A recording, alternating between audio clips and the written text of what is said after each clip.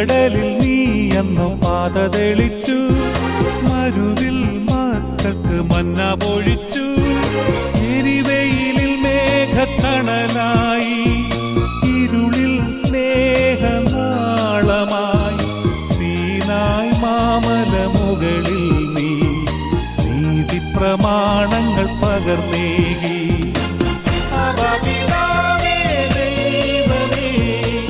അവിടുത്തെ രാജ്യം വരേണമേ, അങ്ങേ തിരുഹിതം ഭൂമിയിൽ എന്നും നിറവേറേണമേ. ഇസ്രായേലിൻ നാഥനായി വാഴുമേ